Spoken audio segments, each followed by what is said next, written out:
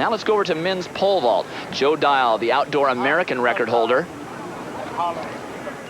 And here he is. Joe had a little trouble again this outdoor season. You can see bailing out there in this attempt at 18.4.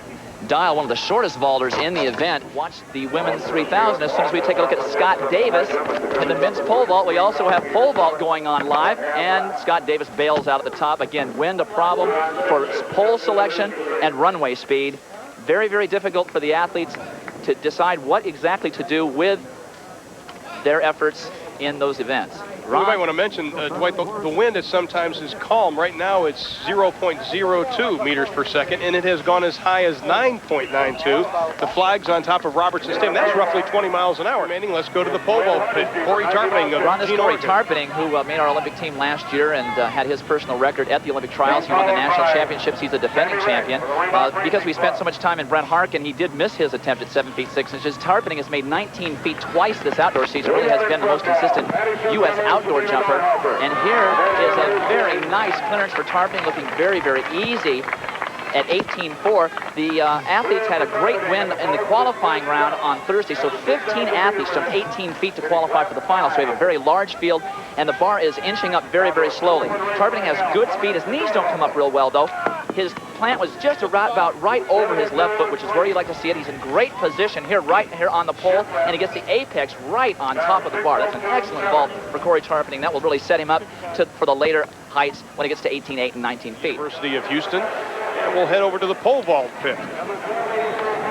Ron, this is Greg Duplantis, another very short athlete in the pole vault, only about 5 foot 6 inches, has to rely on tremendous speed. You can see him sitting down there. If it looks like he shaves his legs or has no leg hair, that's exactly right. He shaves down like a swimmer when he jumps in the pole vault. Very, very fast athlete, but when you're as short as he is and Joe Dial, those athletes have to have absolutely perfect technique and get about 100% out of the bodies that they have, and that is why they often have injuries. They'll have calf injuries, they have groin injuries, they have hamstring injuries. But Duplantis is a very tough athlete. He was a great high school vaulter and came out of high school at the same time as Joe Dial, and they have continued to excel in this particular event. Joe Dial, again, the American record holder. Greg Duplantis, you can see very, very small, good leg turnover. And let's see, he hits that plant just about right on the button. He has that right hand right over that left foot, gets in a coiled position as the pole unbends, and he is successful just barely on this attempt at 18.4. Good gymnastic skills. Those pole vaulters really do so much in the gymnastics room. They do rings, they do high bar, they do uneven parallel bars even sometimes in order to get the idea about where their bodies are at all times. They're on the trampoline. They do a lot of those types of drills in order to get good body awareness in the event. And again, we have to hop back and forth. We've got the current standings in the pole vault. You can see a three-way tie for first place. All those athletes, a clean record through 18.4. And Doug Fraley up on top there is kind of unusual as he broke a pole in the warm-up.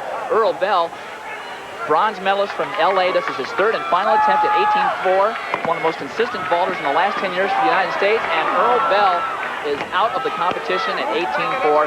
Had trouble picking poles, had trouble adjusting to the wind here. And very unusual to see Earl Bell in a national championship out at this low a height. Let's try and see if we can see what he did here. His plant was a little bit under, so he got out of position. You can see the pole unbending, and he's just starting to run into the bar. He just runs out of energy at the top of the jump. That was simply a technical miscue at the bottom of the runway, and probably because of the wind. That wind, again, pushes those pole vaulters down the runway. He had plenty of hip height, but he didn't have enough to carry it into the pit. And that is one of the many technical things that have to be dealt with in the pole vault. Earl Bell out of the competition at 18.4. Now, Doug Fraley, one of the athletes that is leading the pole vault, is 18.8 1/4. In the warm-up, he came down and busted a pole. The crack, it sounded like somebody ran into a car in the parking lot. His next attempt was not very good in his warm-up, but then he came back and obviously doing very, very well in this particular competition, moving the bar up to 18.8.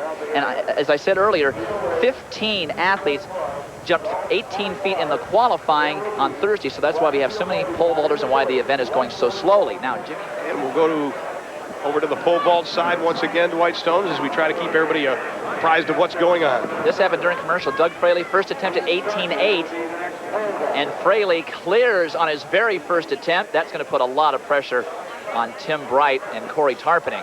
Maybe Fraley should break poles more often in the warm-up. He looks very, very good here. Fraley leading the competition at this particular point. Hard to say what will happen with this win. These athletes could really jump well as the competition continues. We still have 5 or 6 athletes left in the pole vault competition, and we'll have to try and follow that story as best we can.